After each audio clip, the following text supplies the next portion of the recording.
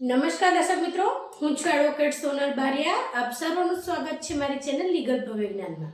દર્શક મિત્રો, આજે હું તમને એક અગત્યની બાબત જણાવવા માંગુ છું કે દર્શક મિત્રો, જો તમે કોઈ પણ પ્રકારનો નવો ફોન લો છો, બરાબર છે, તો તેનો બોક્સ છે એ ખૂબ જ ઇમ્પોર્ટન્ટ હોય છે.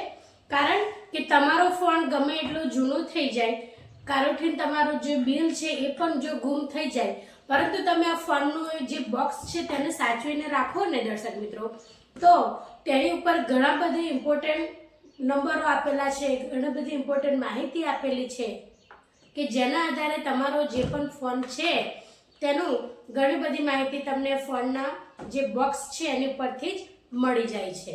તો દર્શક મિત્રો, ફોન નવો લીધા પછી તેનું બોક્સ એ અવશ્ય સાચવીને રાખવું જોઈએ.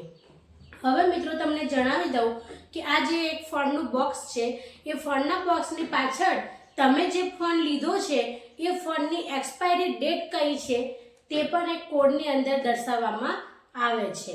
તે ઉપરાંત દર્શક મિત્રો, અમુક ફોનની અંદર વર્ષની 2 વર્ષની ગેરંટી વોરંટી જે પણ આપવામાં આવે છે, બરાબર છે, તો એ ફોનની અંદર જે તેના ફીચર્સ આપવામાં આવે છે તેની અંદર કોઈ પણ પ્રકારનો 1 વર્ષની અંદર જો ફોલ્ટ નીકળ્યો અને કોઈ કારણસર જો તેનું તમારી પાસે બિલ પણ ન હોય, તો તેવા સંજોગો દરમિયાન દર્શક મિત્રો, આની અંદર પાછળ IMEI કરીને જે નંબર છે, જે કોડની અંદર દર્શાવવામાં આવેલો હોય છે, તે કોડ દ્વારા તમે તમારું જે ખોવાઈ ગયેલું બિલ છે તેને તમે ફરીથી પણ બિલ કાઢી શકો છો, બરાબર છે.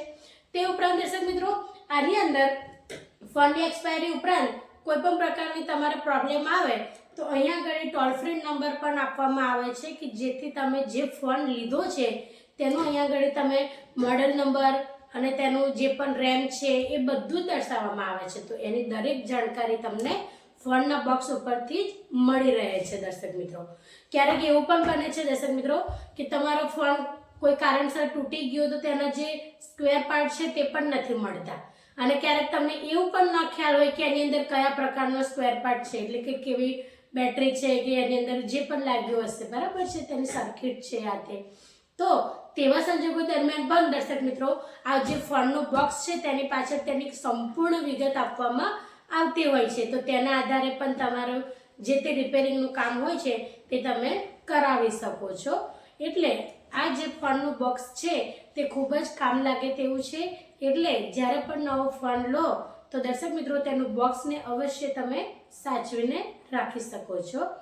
આથી કરીને ભવિષ્યની અંદર જો કોઈ પણ પ્રકારની સમસ્યા ઉદ્ભવે તો તમે તે ફોનની ઉપર જે બિલ હોય છે ફોનનું, તેને આધારે તમે કોઈ પણ જગ્યાએ તો જઈ શકો છો, પરંતુ બિલ જ ખોવાઈ જાય તો તમે આ બોક્સના આધારે પણ નવું બિલ મેળવી શકો છો અને તેના જે પણ તમારે સમસ્યા હોય તેનું નિરાકરણ લાવી શકો છો.